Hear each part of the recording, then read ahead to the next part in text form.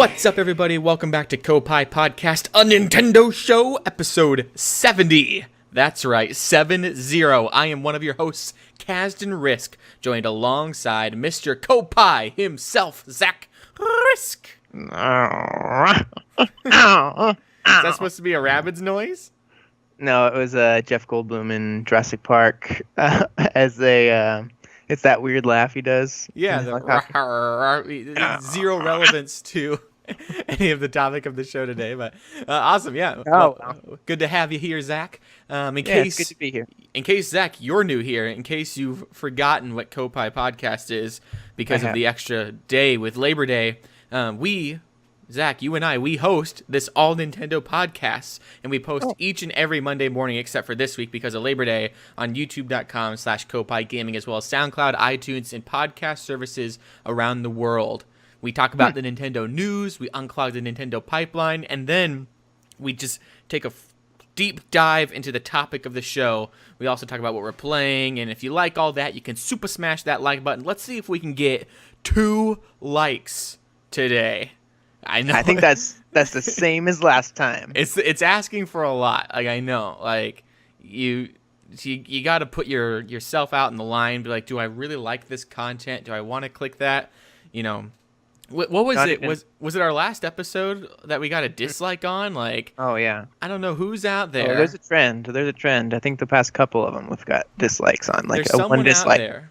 A single dislike, like a single tier, you know, and it's sad. They don't even leave a comment or tell us what's what's wrong. Like, at least leave us some feedback. At least tell us what we can improve on. Like, what did we do wrong?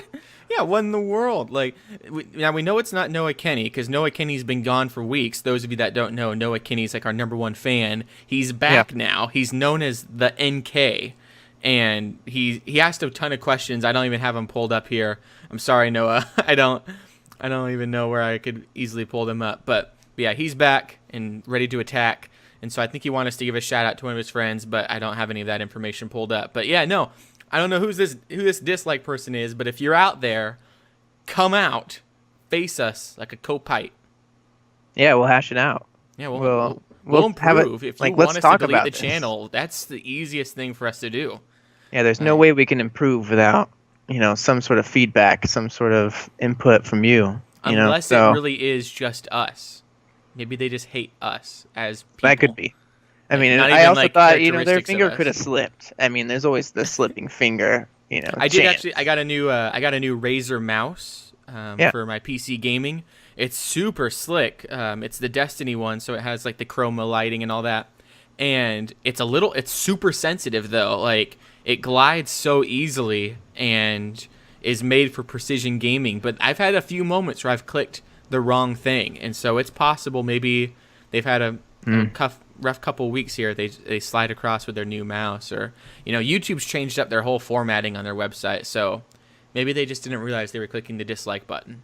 But if you like Koppai Podcast, be sure to click the like button, the subscribe button, the share button, everything like that, the little bell to be notified if we post new Let's Plays, review discussions, and, of course, Koppai Podcast. Or you could be listening to it on the podcast service, in which case, leave us a review. We would love that. I was going to say something along with that, too, along with the subscribe, I thought, or something. I don't know what I was going to say with that.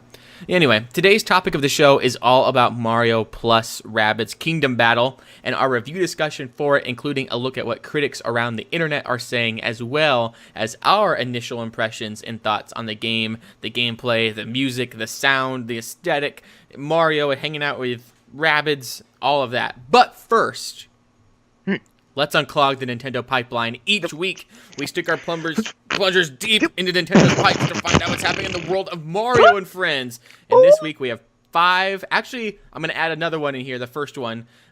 6 pipe plug-in news bits that need to be dealt with number 1 being Mario is no longer a plumber.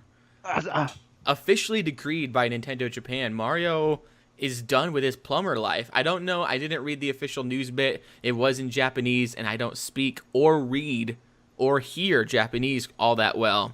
This is breaking news. I think it's as of today, Labor Day, and so wonder if this is on CNN. Yeah. Turn on the TV. Yeah, or Mario's retired. Is it Rachel Maddow? Is she out there? Like, she's got Mario's tax returns. It turns out he has no tax information from a plumber career. Like, he's only made his money this past year on everything else. He has been. I don't know how long it's been. I guess it's been since about 85, 83. At the earliest that he kind of has retired. He's been doing these plumbing adventures.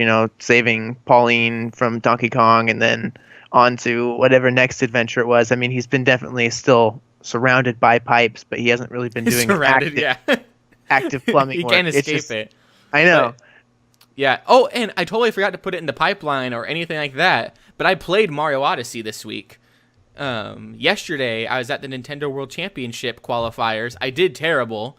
I went in, and they had it was a legit sort of thing. They had, tapestries and complete walls. Like, it looked like a little mini E3 inside the Best Buy. Someone from Nintendo Treehouse was there. I don't know what their name was. And Mario was there too. Like, Mario himself was there. So it was a pretty crazy event. And I got to play Mario Odyssey for 10 minutes. They gave me a full-on demo. And I played the Sand Kingdom. And it was really, really fun. I don't know if we really have time in the show to talk about it today, but I'll definitely be able to kind of share those gameplay impressions, as we get closer to the game and maybe as we're kind of talking more about it. But played very well.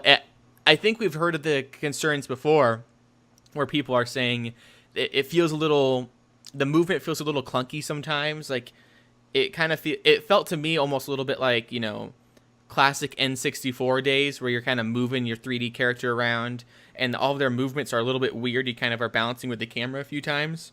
Yeah. Which is weird. I don't know why I don't even know why it felt like that, but there was even one moment where I died specifically because of Mario's movement, where I was on this kind of little pathway on top, over the quicksand, and he just kind of turned and his body did such a wide turn. I think that's maybe why it's so clunky sometimes, is they want to make Mario look as if he's moving very fluidly. He never does a sharp turn, and a few times because of that he would really turn awkwardly. But no, it was really fun. Gorgeous more game. Of a kind of circle movement instead of a instantaneous. Yeah, instead of angles, it's more curves and paths and stuff. Yeah, I wonder if that's something that too, as you play more and as you kind of just get used to it, it will kind of, you'll kind of ease into it, or you might realize there are some other little tricks or things that you didn't really immediately notice from your little trying it out, because or maybe they'll even improve on some of that from all this, because they've been doing a lot of showing the game off and having people play it. Yeah, it's no doubt. I think the E3 build, I think they just had the same demo that they probably had at E3. It was you could try the Metro Kingdom or the Sand Kingdom, and I went with the Sand one. It looked a little bit more fun and colorful, and it was just gorgeous. I immediately went into the shop and bought myself a little black fedora and a black tuxedo, and it was the coolest thing to be running around as Mario wearing this completely different outfit. I don't even know if it changed anything, but it was cool. And I took over, I have in the thumbnail, the reason I chose this part of the thumbnail for the podcast episode is I have the Bullet Bill with the cap. I took over a Bullet Bill and was flying around, and that was really fun to play as him. And I also took over the little guy with the shades and was collecting things. And it was really cool. It very much so had that Breath of the Wild feel where you're going around and there's just moons everywhere. And there's even moon fragments where you could collect little pieces of moons. And if you collected 5 pieces, you got a full moon. So it was really, really fun. That's it had really cool. That classic sense of Super Mario 64 of just you're in this new world and you can just constantly explore and keep moving. But yeah, the camera controls and movement of Mario was a little weird. I even got kind of motion sick at one point because the camera was just kind of pulling weird and he was walking weird, and then platforms were falling as he was falling. So I definitely echo that either complaint or concern about the game that with my impressions of it. But it's interesting. It's nothing surprising to say that it's a gorgeous game, the best looking Switch game I've seen so far. And yeah, I just can't wait. It's gonna be so fun. So what I really think is kind of cool about the whole different costumes is it makes me think about the whole joke with people wearing when you have your custom character in a game and there's the cutscene, and It's like you stand out because you're in rainbow craziness with like flare feathers sticking out of your head and like fireworks going off on your butt. It's like this game, it's gonna be awesome if you can be like, at the end of the game with the fedora and all the cutscenes. You're in your custom costume, whichever one that you choose to play the game through with, and that just sounds really cool. Instead of just, it's more customized instead of that constant Mario look that we're so used to from game to game, cutscene. It'll be a little bit interesting and unique to whatever you chose, and that's kind of cool to finally have in a Mario game. But so excited, and I can't really comment too much on those like controls and stuff because I haven't had a chance to go play it. That was really awesome that you got to go. I played that. Oh, and I played Samus Returns, which Samus Returns, awesome. Real quick, I didn't even really talk about it with you because the game is out like next week, so it's wasn't as exciting. But Samus Returns, I died several times in that. That game is crazy because it's Metroid, but like you have to do the counter melee dodge attacks, and otherwise the enemies will just wreck you because like you really got to take advantage of Samus's full new arsenal. Because everything's just so fast and moving, you're wall jumping and diving all over, and you have to use the circle pad to move, which was a little bit weird at first because I wanted to use the D-pad, and I asked the Nintendo representative there, I'm like, can I use the D-pad? And he's like, no. Eventually you unlock special powers where like you need to hit the D-pad to select your powers. And then I also realized later on, like I think even in Zero Mission and Metroid Prime, like if you hold down the left bumper, you can kind of free aim where you want to aim. But with the circle pad, you can full on move that aiming wherever you want in like a full 360 degree, angle, which is awesome for a side-scrolling Metroid to have that level of control. So I was able to like just shoot along like an enemy that was on the wall, and you're doing all the counters and things are coming at you and you're shooting. So felt really good. Gameplay was really awesome, and it seemed like it's gonna be a perfect kind of on the go sort of game, and a really good return to form for Metroid. I love Zero Mission way more than, or the side-scrolling Metroids way more than the 3D ones so far of what I've played of Metroid, and so this seems like it's going to be like one of my favorite Metroids, even though I love Zero Mission, so can't wait to get more of that. But Odyssey was really fun. We need to have that debate sometime about the 3D versus 2D Metroid, because that's interesting that you say that, because I'm not sure about what exactly. I have to maybe think a little bit deeper about what I would say on that, because it's just like they kind of offer two different experiences, almost like the 3D Marios versus the 2D, where the 3D is definitely a much more grand. It's almost like comparable to Zelda, how the 3D adventures are really grand, really big, and then the 2D ones are a little more digestible, a little more you can get through them, and they're just kind of that perfect gameplay experience that doesn't have any like lulls or kind of slow moments because it's so compact and condensed. So I definitely think there's a debate to be had there. But I played through all of Metroid Prime, and it was one of my favorite games of all time. So I'm the opposite, where like I played through Zero Mission in one sitting because I loved it so much and was so entranced. And Metroid Prime, I've only gone like halfway through, and I can't even really finish it because I'm just like not really enjoying myself with it. And so I need to get. I'm obviously going to give it another try for the sake of Koppai discussion and Metroid Prime 4 and just that the culture of it. But I prefer the 2D Metroid. You're also playing. You played through with the new trilogy version with the motion controls, and I just think that's not as maybe enjoyable, because I really do think just the GameCube controller it's so ergonomic. It's just the perfect controller, and then really once you get a hang of like aiming and stuff with it, it just feels good. And you might maybe I'll emulate it now that like I've bought it and I've supported Nintendo with my money. Like I won't feel as bad to like find it on the PC or something and just try it that way, like 60 frames per second. Yeah, that's a good idea. But and then I can, like honorably say that I supported and tried the original version. But no. So that was fun to play. And then I did the Mario Kart 7 on the 2DS XL, the new 2DS XL. I tried that out. It felt like a toy. And that's not really a knock against it. It's supposed to feel like a toy, but it felt cheap, looked kind of cheap. And I was 15 seconds slower than the fastest person. I was freaking racing, and like the Nintendo representative's like, "Do you know about the the fireball glitch?" And I'm like, "No, man. Like, I just drift really good. Like I'm just going, and it was time trials, and that's how they were doing it. Was whoever could get the fastest time trial, like on I think it was Bowser's Castle with Bowser's Cart, and playing as Bowser was the competition.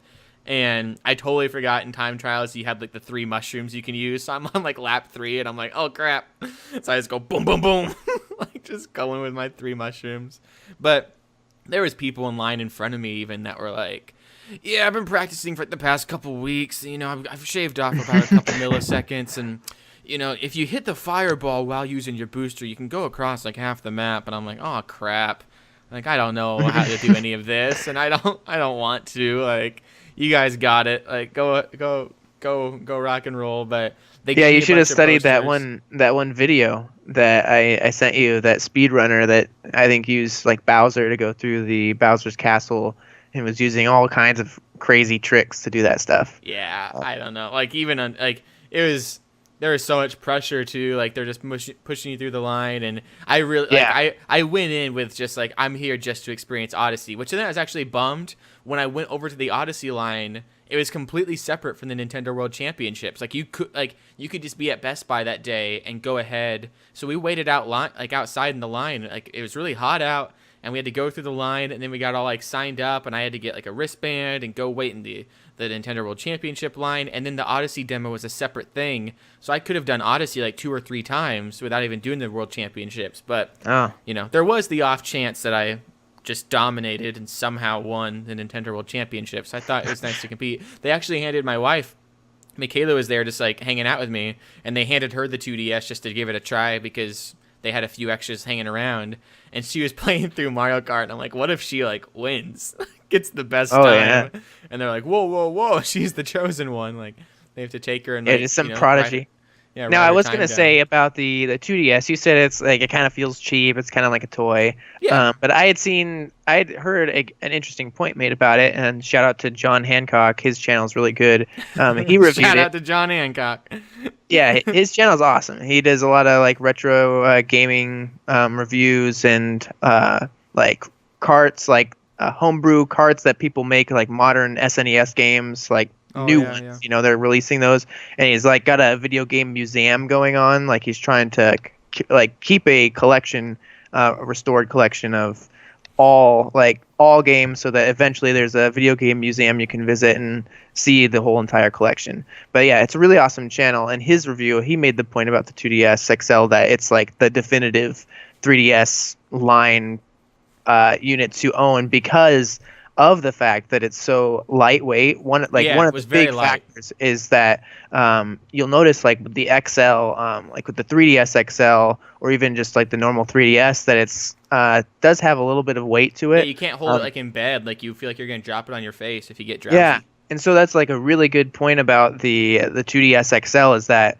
it's really lightweight, and so it doesn't fatigue your hands. It's like perfect for a handheld. That's device true. Because it's very light. And so, yeah, it's really impressive that they were able to get it so it's kind of in this perfect spot, like perfect rendering of the 3DS. My only kind of question for its future is we've been kind of talking about it dying. You know, is it a dead console? They're going to have to be focusing a lot moving to the Switch. And the whole Miiverse dying brings in a question of whether, like, what is the future of Wii U and 3DS, because Miiverse is kind of an integral part, or has been, you know. IGN had a really good story on some games that are essentially unplayable because of Miiverse's death, like Mario and Donkey Kong Tipping Stars. Like a lot of the tipping mechanic was completely based off Miiverse, and like some of the I think like not Miitopia or Miitoma, because those use like Mi Central or something, like a different sort of system. Yeah. But there's some other games. Oh, Pushmo, like all the user-created levels in Pushmo are completely based through Miiverse. And I think there was even like another game that like doesn't even like use Miiverse. Like you wouldn't think it would, but because of the online connectivity, it relies on the Miiverse platform like to connect to the internet. So it makes me think about Super Mario Maker and how much, you know, like you'd get those yas on your on your levels that you'd make, and that it was just all on Miiverse.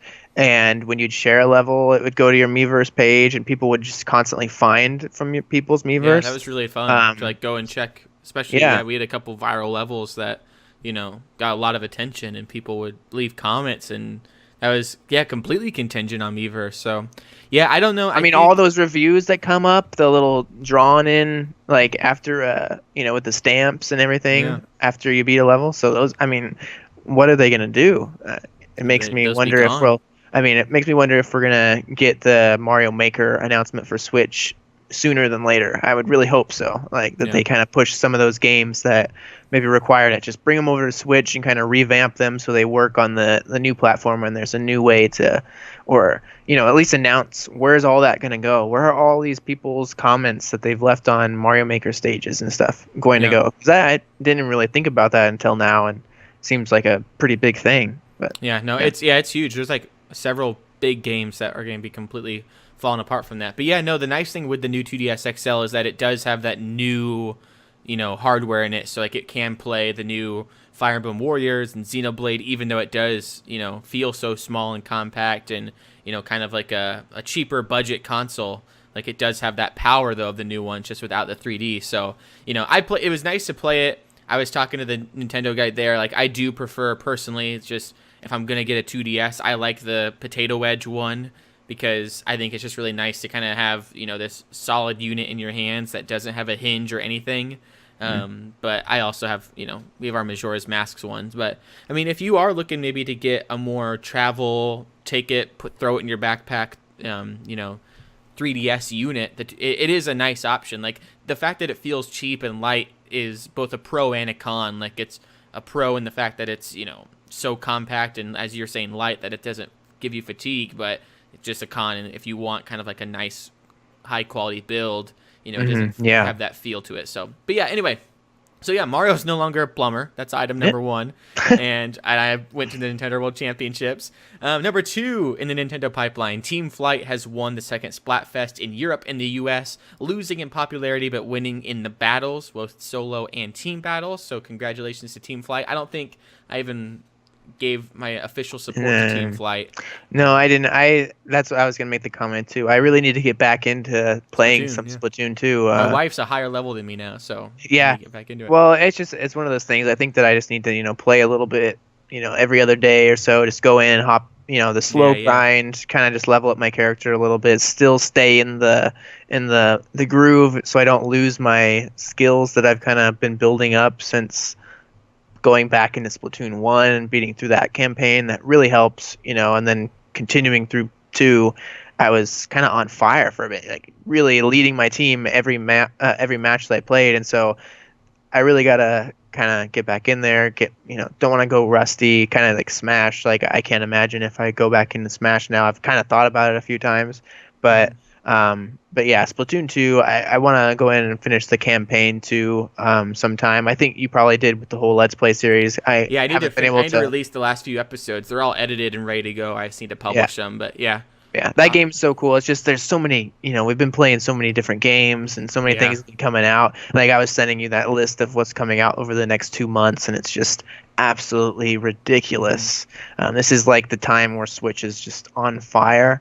This time of year, it seems like this is the point where it's finally like it's really hit its stride. There's too much to play on the Switch, and gaming in general. But now the Switch is even like, man, I can't even play all these games. Real quick, interrupting the Nintendo pipeline. I didn't do it at the start of the show, but I wanted to give a shout out to Albert Medina over on Facebook in the Nintendo Voice Chat podcast forums. Someone wrote, other than Nintendo Voice Chat, what are some other podcasts you guys listen to? And Albert gave us a shout out and said Koppai Podcast and Nintendo Dads, which was the most surreal thing to be reading an online forum like about just other podcasts and Nintendo shows, and Koppai Podcast pops up. It's like, whoa, that's the coolest thing.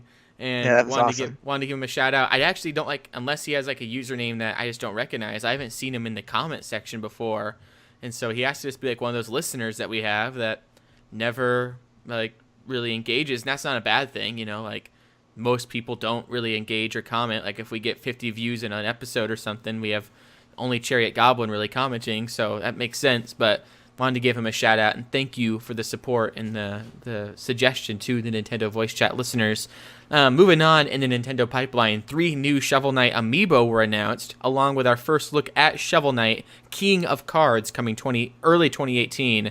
It's the final DLC pack for Shovel Knight Treasure Trove, with their initial Kickstarter, having the stretch goals to have these DLCs. So now we can finally move on to Shovel Knight 2. But man, King of Cards looks awesome, looks really fun. I love the King Knight. He's my favorite of the the knights. I think everyone loves him the most, and it's probably why they saved him for last. And the amiibo look like they're high quality builds. I don't think we know what they do yet. Even the trailer was unlockables, costumes, and more fun stuff. They didn't even know what they were gonna be doing with them. But. No, they just want to make cool amiibo. I think that's the most it's like these are sweet looking amiibo, and that's what we want. Yeah, no, and so that's awesome. And we'll talk about more of Shovel Knight King of Cards as the game gets closer, but go check out the trailer for the amiibo because it's hilarious and the gameplay looks awesome. And I think there's actually a pretty substantial amount of new levels, so it's not gonna be spoilers really to check out the first level they show there. So go check that out. Moving on in the news, Sonic Forces, just real quick, gets a November 7th release date and a limited edition that you guys can check out if you're hyped for Sonic Forces after that Sonic Mania hype. So nice though, they have early November's good. I think November 6th is the launch of the Xbox One X and the Horizon Zero Dawn DLC, so I'll probably be pretty busy with that. But Sonic, I love Generations, and this looks to be, as we've talked in the past, kind of like Generations 2, but other people are saying he doesn't have that same charm, so we'll have to wait and see, but not too long to wait. Speaking of not too long to wait, number 5 in the Nintendo pipeline, LEGO Worlds, is out today on the Nintendo Switch when you're listening to this, Tuesday, September 5th. And so go download that. It's basically Minecraft meets Lego meets Terraria meets, every sort of builder you can imagine, but with Legos. Very intuitive, and you can use paintbrushes to just paint Legos in the air. Yeah.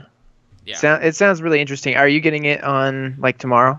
No, right away? I honestly did not realize it was coming up that soon. I am really hyped for it. My current kind of next Lego thing on the horizon is probably going to be Marvel Superheroes 2, and I do have Marvel Superheroes or Lego Marvel Superheroes 1 on my PC that I'm working my way through. And those are kind of my next big things, even though this is a different Lego game. It's not like the story campaign ones. But then tonight, 11 p.m., as of the time you're listening to this, Tuesday, is Destiny 2 launch. And so I can't really imagine me spending much time with LEGO Worlds with Destiny 2 coming out, and also just the money factor of it. I'm getting all of the Destiny stuff, the keyboard, mouse, getting all set up with the new headset. And I don't know if I can do $60 on a LEGO World, or is it $60 or is it? I think it might be 40. A lot of games are 40 nowadays. It's the most bizarre thing. Yeah, and it depends on what type of game it is too. I mean, a Minecraft-y kind of sandboxy game is more likely to be in the $20-$40 range. I'm still kind of waiting and hoping to see that.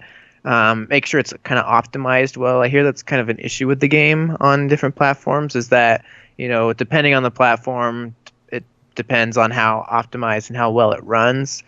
Just because I think that's a reputation with Lego games in general, is that that sometimes they can kind of have some slowdowns or some of those issues. I wouldn't be surprised if they do end up I think that Lego City Undercover had some frame rate issues at first, but then they really fixed it up, and now it's running amazing and one of the best Switch games. Superheroes too. I hope that runs well. I'm so hyped for that. That's one of my most hyped games of the fall. Yeah, and then I'm interested. I definitely have been excited for LEGO Worlds. I just there's part of me that with the whole Minecraft, with having delved into that, with Realms coming up, it's do I want to split my time between two of the same types of games? Yeah, that's the other thing too, is part of me is that's Lego Worlds is more of a wait and see for me, kind of, where it's I am super excited to eventually get it, but it's also not a game that I need to get. It'll be a very fun time where there's gonna come a day where you and I are both craving it, and it's yo, do you have do you want to put down $30 on this and just go at it with each other? And we can just do it. You know, like what was the other game? Like it was like DayZ. You and I both just one day like put down $30 on DayZ and just spent the next like 10 hours playing that. Yeah. And you know, that's all we got out of it. Like I feel like it's gonna be the same thing with Lego Worlds, where it's like, do you want to just sink some money into Lego Worlds and play it together? Like I assume we had co-op and all that, so yeah. But not today, not for me. But I did want to give it the shout out it deserves, because it's definitely a pretty hyped game, and it's been on almost everything else. I think it's actually really cheap on Steam, and so it would be a perfect game on the Switch to take it on the go. Building up your Lego world and mess with all that. It's a bummer it doesn't have more integration with like some of the other licensed Lego stuff. Like imagine if you could build up your own like Marvel world or your own Star Wars world with like the Lego licenses. But and it'd also be nice if I don't know how exactly the multiplayer works. I'm very confident it does. I think I've seen some of that footage of people playing it together, but I don't know if it has a Realms-like ability where we could share a world and both, have one that's kind of up there and we could both get into, because that's kind of a big thing, and it's a huge selling point for Minecraft to wait. Like I've been kind of hesitant to even keep building my world in case we start a new one or something, because the whole prospect of being able to connect to a server that's always up there that we both are constantly hopping into and building upon. It just sounds like the definitive way to play a game like that. And so right now Minecraft kind of wins it out for me. So and I already own it. So own it several places. Whenever Realms is going to get here, I think they pushed it to fall, but I think it's still 2017. So really probably any week now they're just going to be like, hey, it's out like this week or this month or whatever. So that's super exciting. And last but not least, rounding out and unclogging the Nintendo pipeline, we had another Nindies showcase with a plethora of new indies announced and release dates given to games that we may have already known about. Zach, did anything stand out to you personally? The thing that I actually don't think I've seen the showcase, but I've seen all the news from the showcase. I was at work when the showcase happened, but I've seen the kind of major announcements and all of that. I need to go through just to watch some of the gameplay, but King of Cards was for me the biggest thing that was like, yes, more Shovel Knight. And definitely more hype for that. I've seen you've kind of talked about some of the other games to me, but did it inspire you? Are you playing SteamWorld Dig because of the showcase? Yeah. Okay. Yeah. So talk a little bit about that, and then we'll get to the review discussion here.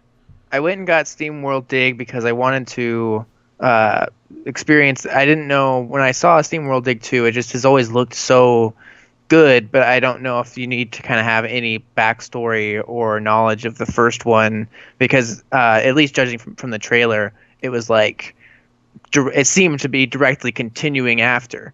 And so the first one's really inexpensive on the 3DS. I picked it up. It's like I couldn't put it down. It was so fun. I played through it in about 4 hours. Nice. Yeah. And it only took me a few days. I didn't play it all in one sitting. I played it a couple hours every day, or an hour or so every day.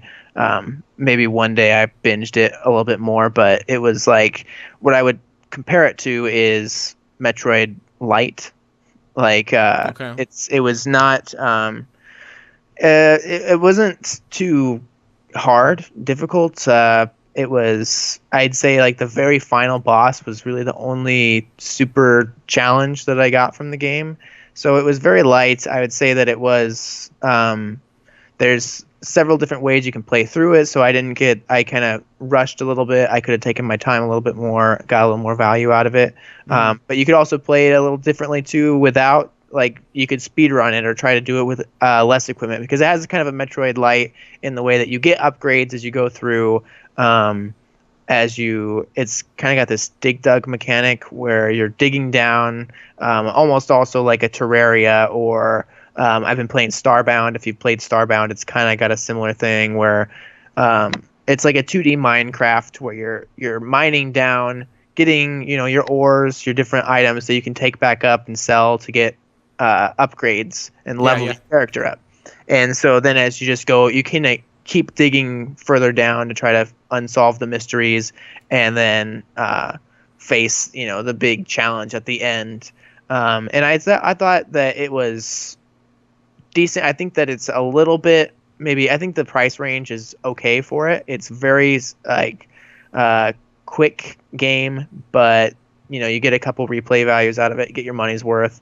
SteamWorld Dig 2, I just think there's a lot of potential there that if they elaborate on it, if they make it, just double the content for the same seems pretty price. insane. Like it seems like they're going all out with the sequel, like really pushing into it in more ways than I saw the first. Like the first one seemed to be like just in not like derogatory or anyway, but just another indie game, where SteamWorld Dig 2 seems to be like an actual like event of a game, where it's like the launch of this is gonna be a news item compared to another game in the Nindies showcase. Like it's gonna be like an actual, like when we look at the US downloads for the week, there's always like the two kind of big games of the week, and then there's the like kind of smaller list. Like this is kind of working its way up in the world of being a pretty big entry into a catalog of games, and so yeah, really I would exciting. say that I need to play it. It's almost like I'd say the Kirby of Metroid, in that Okay.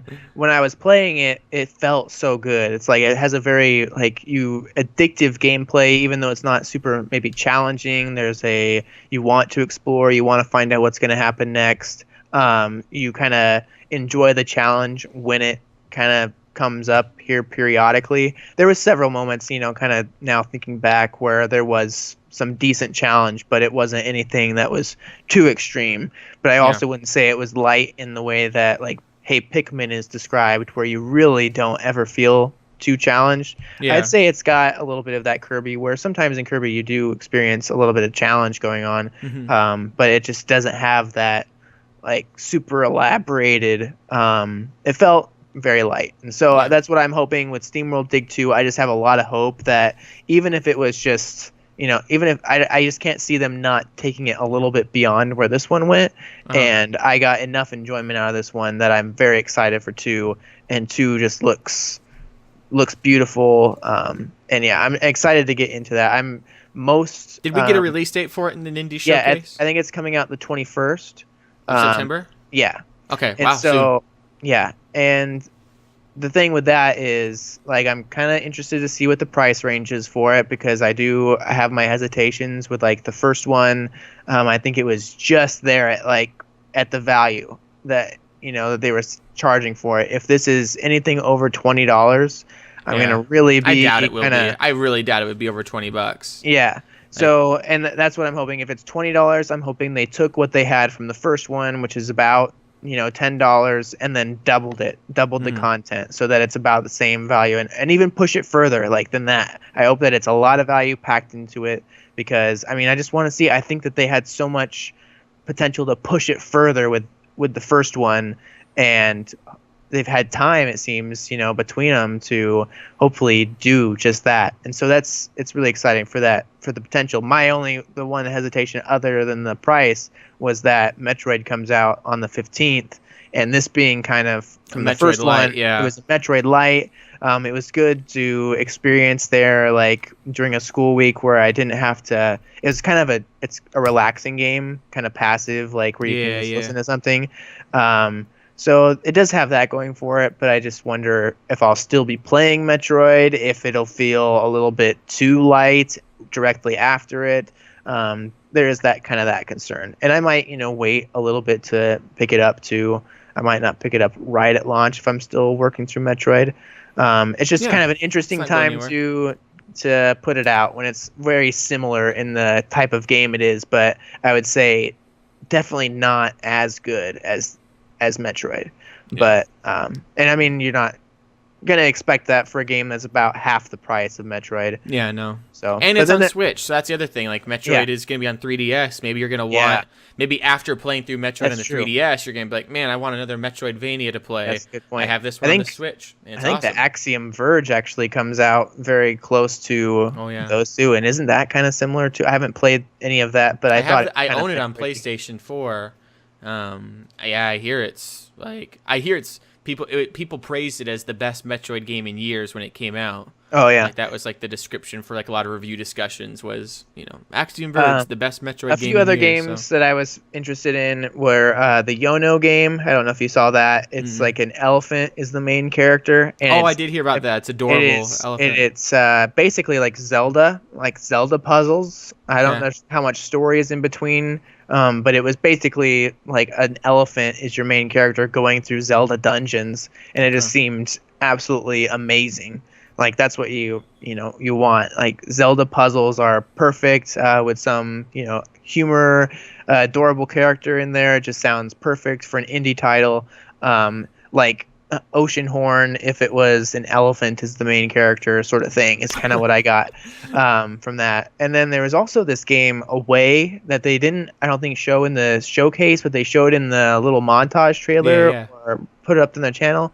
Some people were complaining about that it didn't look too hot. I thought it looked absolutely incredible, like really interesting, because it was like anime art style, but it goes into first person perspective, still keeping everything looking very anime. And I thought it actually was executing the style pretty effectively. Maybe I'll have to rewatch and like rub my eyeballs a little bit. Maybe there was something I was missing. There was a few people that were saying it did look incredible to them, but it just seemed interesting. So I got my eye on that game. Super Meat Boy Forever. Team Meat says that Super Meat Boy is still coming to Switch, so I had that on Vita, but I'll probably pick it up on Switch. Super Meat Boy, the first one to play through that. I never actually finished the complete game, but Super Meat Boy Forever looks really awesome. And then what was there? Another game in there. Let me see. Wargroove, I know they're still showing that, but that still seems pretty everything far from Cuttlefish is kind of a little bit pushed aside. It seems like they're working on making everything super polished. Yeah, that was. I guess that's about it. There was that Morphe's Law or whatever game that looked kind of interesting that they showed, where you shoot other people and you take their mass away from them. I don't know if you saw that. There was like if you shoot somebody in the arm, their arm gets smaller and your arm gets bigger, or something like that. Oh, I've heard of that. Their arm gets bigger and your arm gets smaller. There's some mechanic going on where I heard that it's a game. Like, is that like a competitive game? Because I know there's a game out there where like if you shoot them in the head, or as you kill people, like your head gets bigger, so you get easier to kill. But because you're getting killed so much, your head gets smaller, so you get harder to kill if you're losing. So it kind of has that balance to it, Yeah, I think that's what it's going on with this. People, I've heard some people kind of mixing it up. I think that's the way that works. That when you shoot somebody in the head, you're taking their mass from them always. And gaining it. So eventually, you're like I've definitely heard of that. Huge, big, guy that is just rampaging through, destroying everybody. To kill everyone else. Yeah, and then other people are running around with like one big arm, tiny head, like tiny legs, And so it looks really interesting. It's kind of almost gives me Splatoon kind of vibes, where it's like this third-person shooter that has a really interesting, unique sort of perspective to it that I think they introduced it like you've never seen a shooter like this before, and I was like kind of looking like seems kind of like a generic shooter like that I have seen before, and then all of a sudden where's the twist? Then the twist came, and it was like, oh, this is pretty interesting. So that game, depending again on like the price point of it, will be interesting to also keep an eye on. The other ones, that was a perfect sequence of events where this is a shooter like you've never seen before, and then Zach's reaction, this does look like a shooter I've seen before. Yeah. Whoa.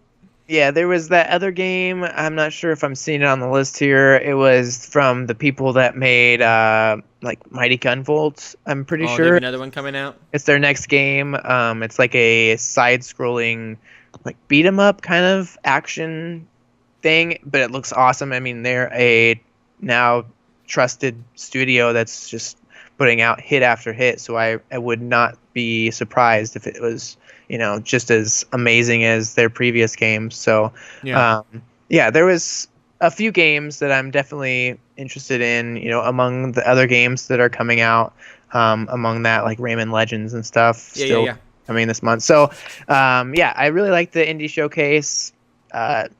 few games there. Otherwise, not too much interesting.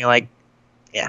Just a nice little showcase of what's coming for the fall. I'm Lots of stuff I'm coming still for the waiting fall. for a real direct that. Yeah, we need that. Yeah. But I like these. It's their second one, and it's nice to kind of speckle them out just to, get the padding out of the way almost. Like, not in a bad way. Like, obviously these games aren't just padding, but you normally in like a direct or an E3 showcase, you have that kind of indie reel. Yeah. And it's nice to have these Nindy showcases to make that separate and just give them the attention they deserve. So well, and also what's nice too, one quick last little thing. Yeah. It's just that we were kind of talking about this on social media about how it seems indie developers since Nintendo has new hardware out there, and since it seems the development is fairly developer friendly, that people are eager to get their titles out, and games are selling really well on the platform. Yeah. They're getting a lot of exposure, a lot of, like games like Tumbleseed, if they would have just come out on PlayStation 4 and Xbox One and excluded the Switch, I don't think they would have gotten nearly, the attention and people, looking at it as it did. And so people are gravitating to get their indie games exclusively onto the Switch, at least for a period of time. Yeah. Or, they're just first looking to the Switch, which is really cool to see from Nintendo. That Cuphead on Switch.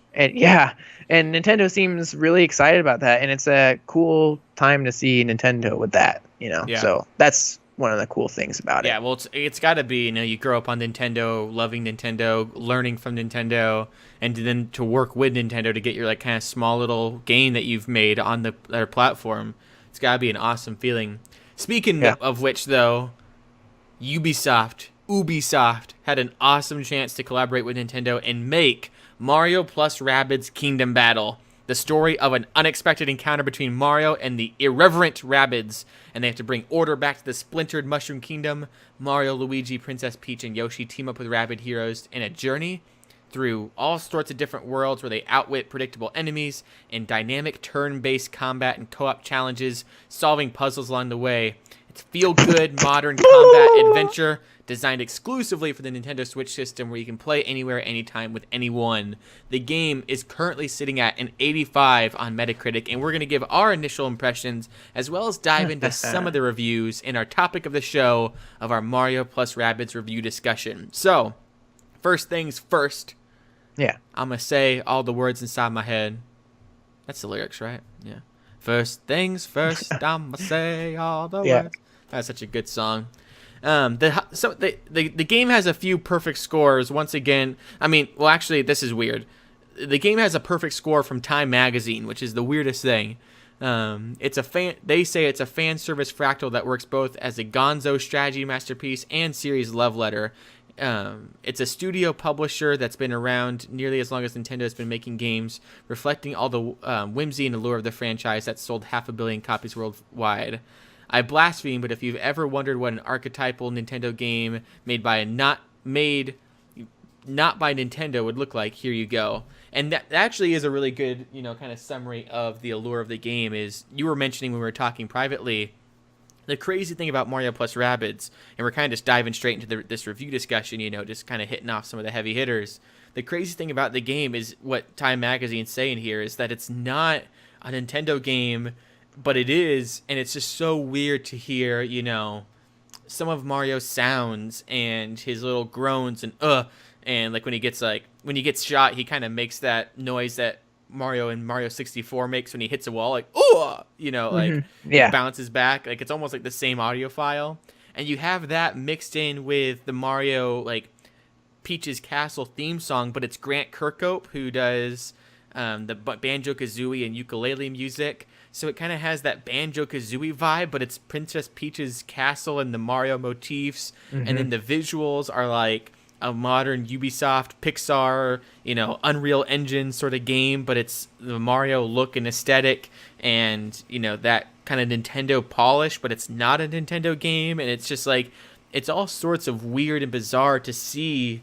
what a Nintendo game, like, not only a Nintendo game, because we've had, the Oracle games where Zelda was made by, Capcom. And, we've had, what's Camelot? They make the Mario sports games and stuff. Like, we have these kind of other studios taking the Nintendo name, but for like almost like a full-fledged Mario turn-based strategy game to be completely in the hands of another publisher is really crazy, and they pulled it off so well as far as making it feel like a Nintendo game. Like, you could hand this to someone and be like, this is a Nintendo game made by Nintendo with Mario, and I don't think anyone would be like, it feels a little bit different though than, I mean, obviously they'd say it feels different because it's turn-based strategy and not typical Mario, but that would be the only reason, they would think it looks like, or feels like Mario in every other way. And there's some other reviews here, but Zach, I mean, I haven't gotten too deep into the game. I think I've completed the first world, or I may even be pretty deep into the second world. I'm not too sure. The structure of it's sometimes kind of weird. You just kind of go battle to battle and kind of just figure it out as you go. Right. But I have been into it far enough to know how the battles feel, how the mechanics feel, and the story and the dialogue and kind of inventory management as far as, like, switching out weapons and your team and all of that. So I have a good handle on, what the game is going to be moving forward.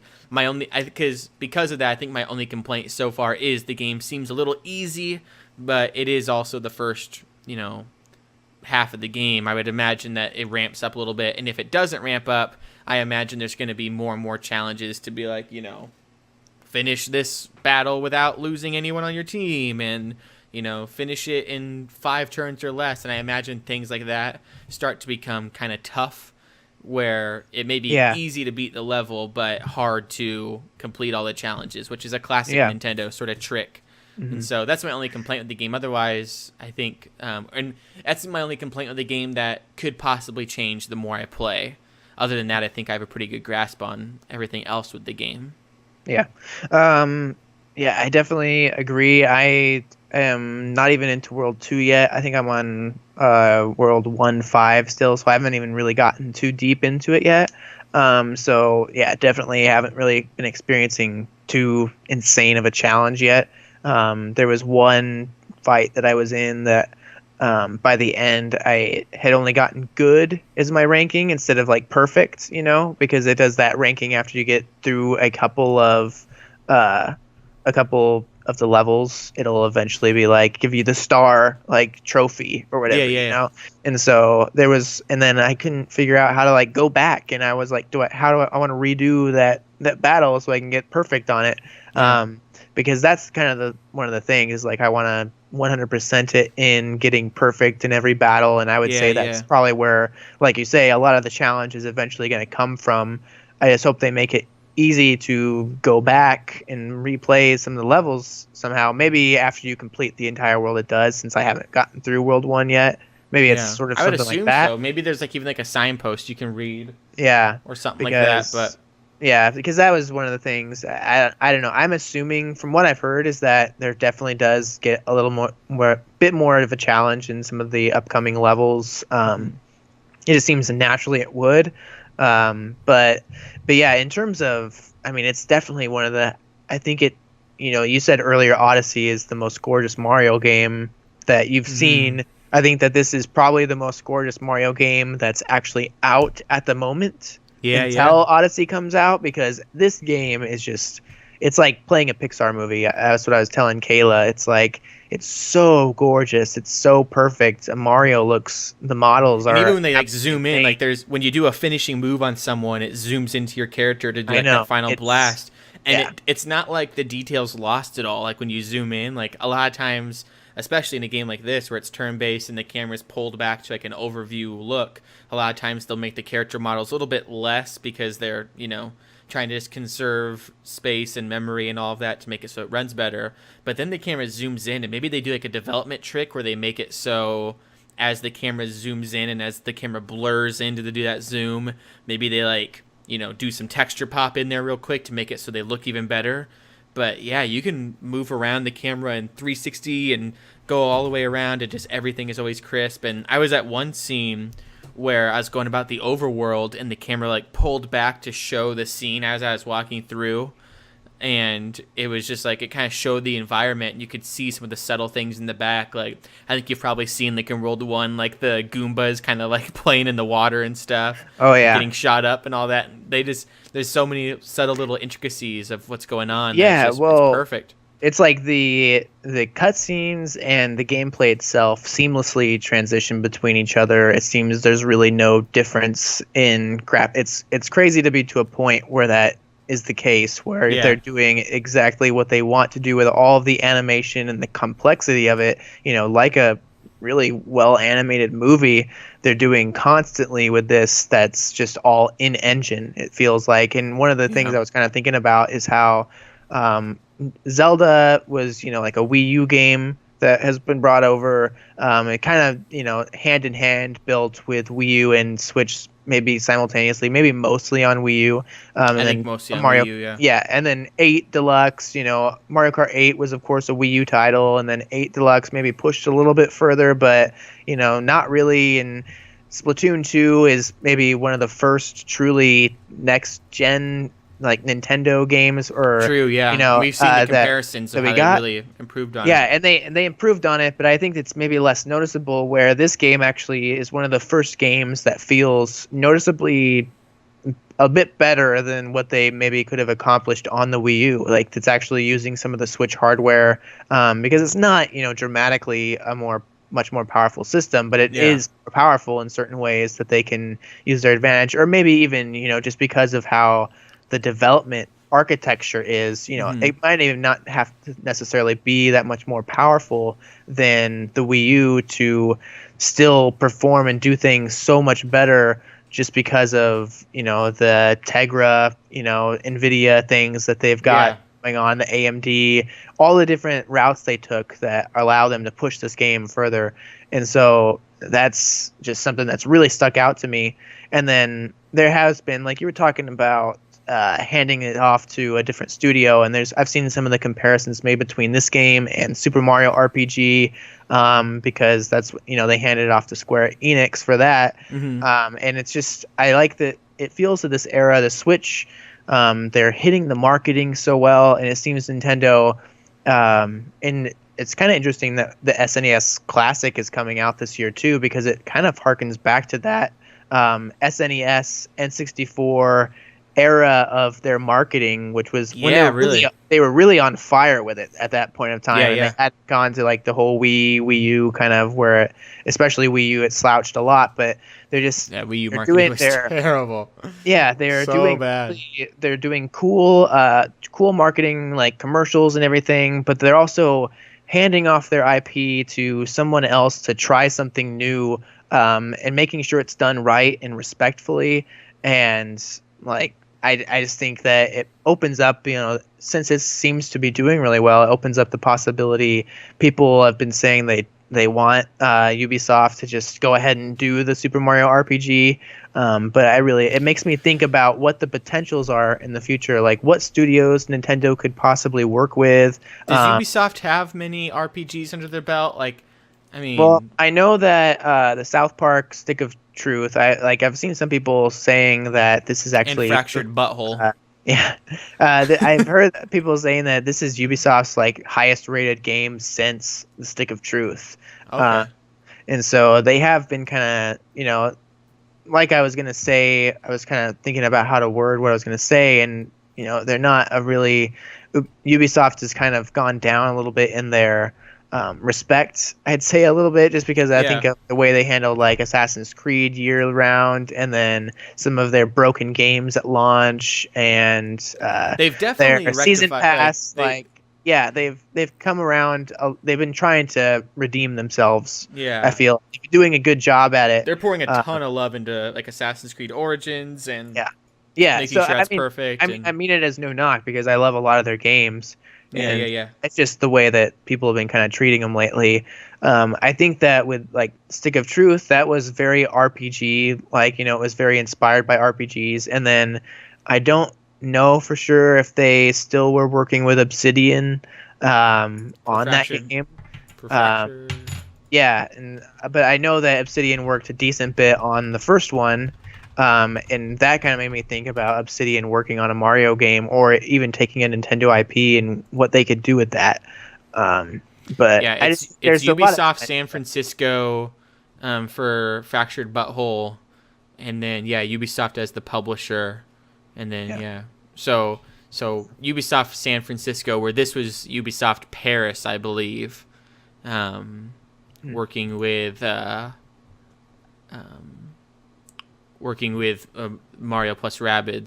Ubisoft San Francisco was built in 2009. The studio was the lead developer for Rocksmith and developed its sequel, Rocksmith 2014. Both titles were critical and commercial success.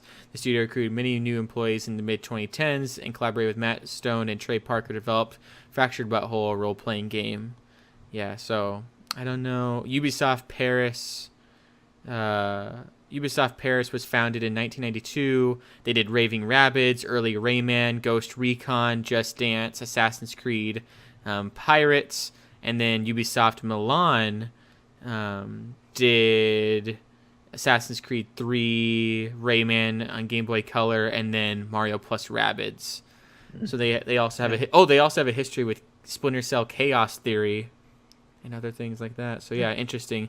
Man, Ubisoft is all over the place. Like, it seems almost like the studio doesn't really matter with Ubisoft, because if they need to hire on more RPG people, they'll just do it. Like, it's Ubisoft. Like, it's such like a ebbing and flowing sort of company where if they want to make a franchise or a brand or whatever, they just go for it. Like, they just know what to do to recruit and adjust for that kind of game formula. Like, weren't they like Watch Dogs too?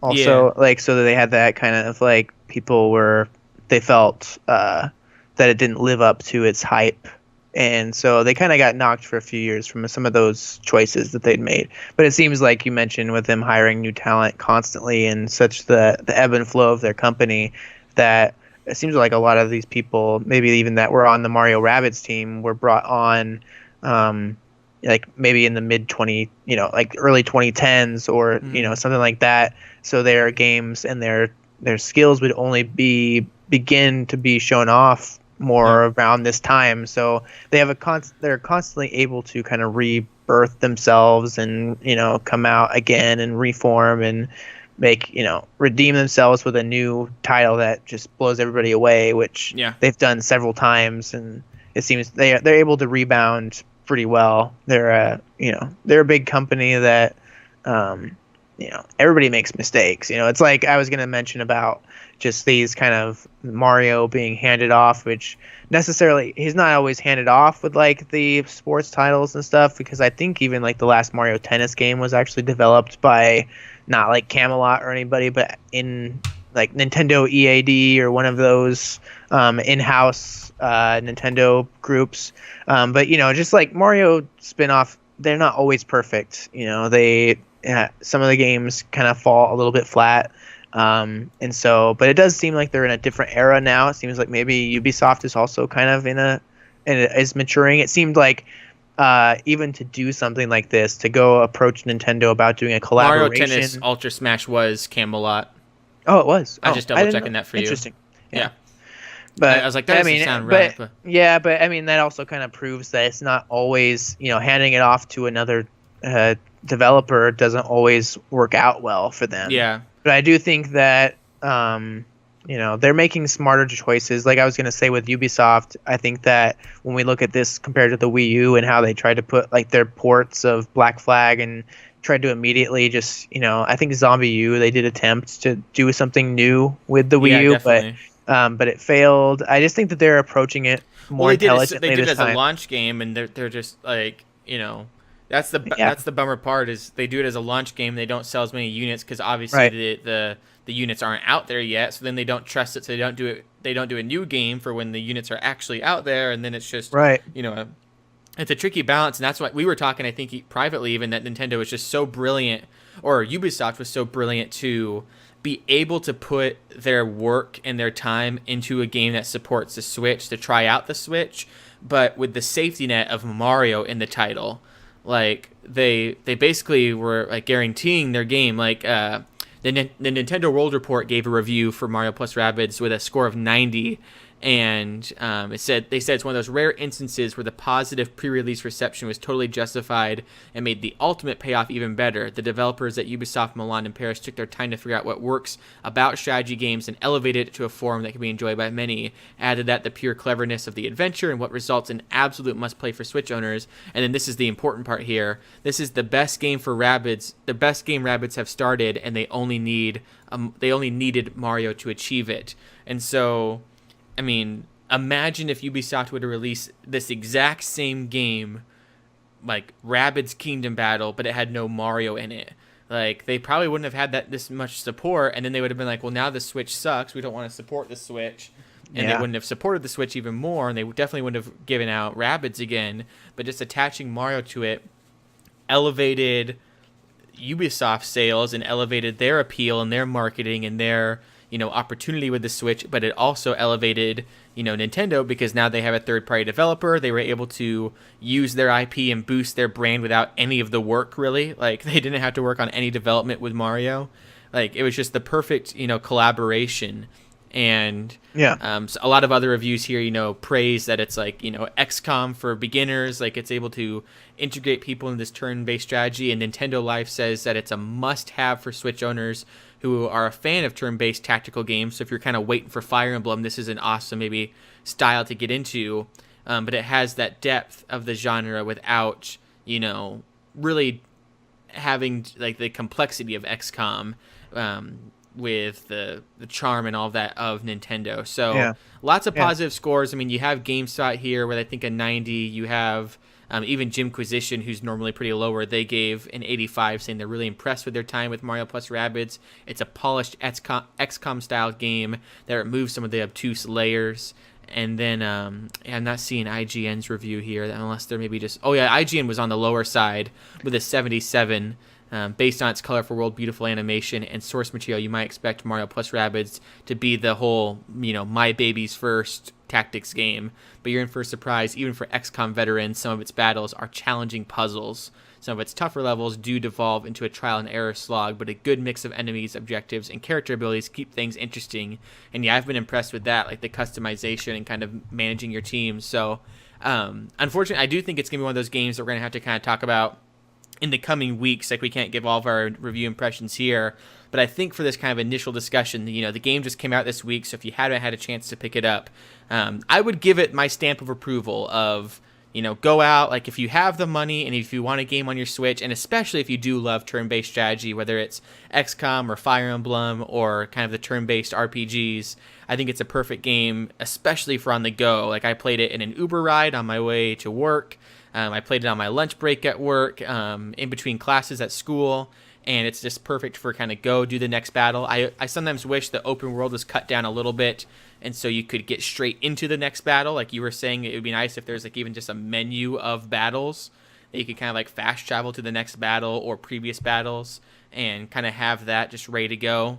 But maybe those things will unlock as we get deeper into it. But we are reaching the end of our time and talked about the indies or Nindies and Mario Odyssey and our initial review impressions. But would you go ahead? I would say, I would recommend this to people. Would you go ahead and give it that stamp, or would you say maybe you need more time with it to give that official word, or would you recommend this to people who have a Switch?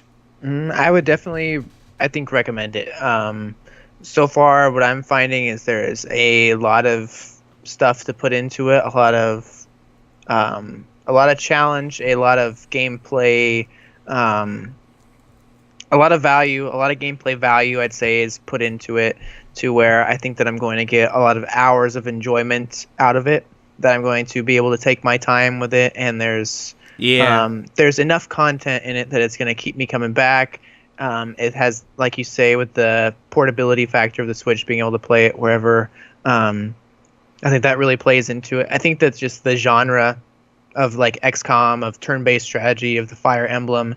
It's such a good genre that I personally think is one of the best game genres there is. Yeah. And so I think like to have a game with Mario in it that's also, I mean, just experiencing the humor is and just witnessing the beautiful visuals is one of the amazing parts of the game.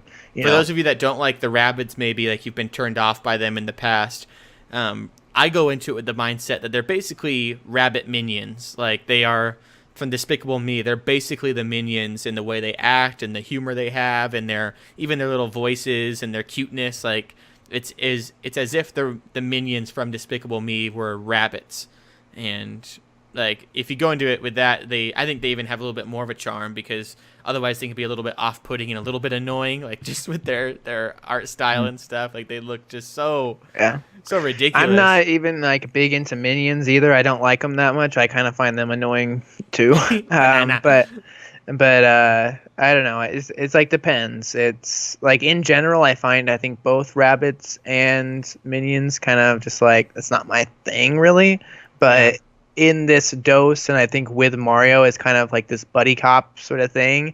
Like, I think that's like what Brian Altano and that he did an interview series with the guy that made it. That's really interesting on Facebook. Expert Mode, that I think he described it that way, as like kind of a buddy cop thing. That I think that their characters play off each other well.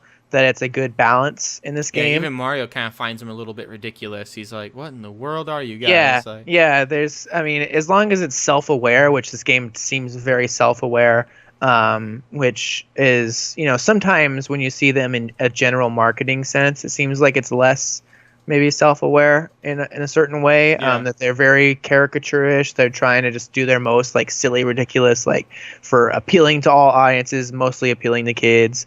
But this, they're able to, once you're one-on-one with them, it's a little bit different story, where you find kind of that humor in it, and you find the enjoyment, and especially if you're just not too cynical and like depressing of a person, and get some enjoyment in life. Like, there's something to find that's charming about it. So I definitely think great that game to pick up.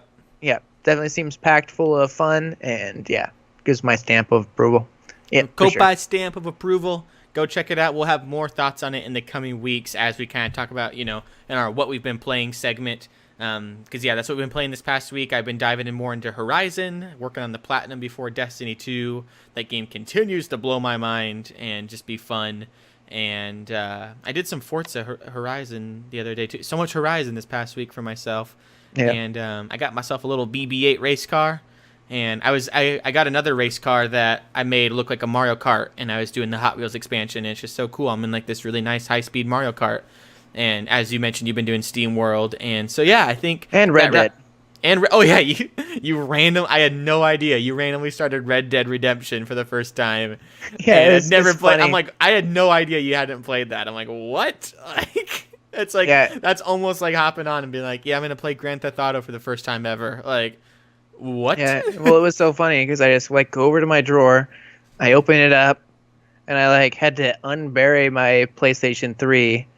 And I don't know, it was like called to just go suddenly randomly just walk over, pull out the PlayStation 3. That's awesome. Found like the power cord for it, got it all hooked up, made sure it all still works, and then was like, where's my Red Dead? And then it was still sealed, and so I like unwrapped it, opened it up like Christmas Day, and hung up my poster, and got into it, and I'm really loving it so far. So that's hopefully awesome. Hoping to have that beaten by the time the new one comes out. One of these years I want to get Dad a gaming console, and I've thought about like getting him like a 2DS or something, because then he can play Super Mario 64, which he kind of raised us on. But another game that he always was watching me play, like, a lot of times I'd be playing in the living room and he'd be like, whatever, like, I'm going to go mow or do other chores or just, do something else, go to, like, he'd just, like, watch TV in another room or something and not really care about what game I was playing. But he would sit down in the recliner and just, like, sit back and watch as if it was a TV show, me play Red Dead. Like, he was so fascinated with that. When I told him there was, like, a new one out, he was so hyped and excited. Like, I want to see the trailer. Like, that's exciting. Because he loved Grand Theft Auto 3, and Red Dead, for whatever reason, like, hooked him even more. And it would be awesome, like, to get him a PlayStation 4 when because they get even cheaper than ever. PlayStations do. And then with PS Now, he could play Red Dead. And so Yeah, I love that about like Rockstar Games and stuff. About the way they approach open worlds are great, and that it feels very open, that you can choose what you want to do, but it gives you a whole bunch of objectives that you can. It's like you're playing a whole bunch of different levels at once, and you can kind of choose which objectives to knock out. But there's like always some objective as you're playing, like through the campaign and through the game, until you kind of have experienced it all. There's always like different routes you can take and different objectives to do or knock out. Like, I really love how there's the challenges to shoot and skin a whole bunch of different animals, and that kind of stuff really appeals to me. And so I really like that that completionist aspect of it, that there's always a little something to do. So yeah, really enjoying that. Super hype. Yeah. Well, that concludes our Koppai podcast, episode 70. We're 30 away from episode 100, where we're going to try to have Bill Trinan on the show. We need to ramp it up a little bit if we're going to get him on the show. So be sure to like, subscribe, and share us with your friends to grow our audience. And we'll be back next week with maybe more Mario and Rabbids Kingdom Battle impressions, maybe more of an unpacking of the Nindies, or whatever other news hops up during the week. But until next time, cool.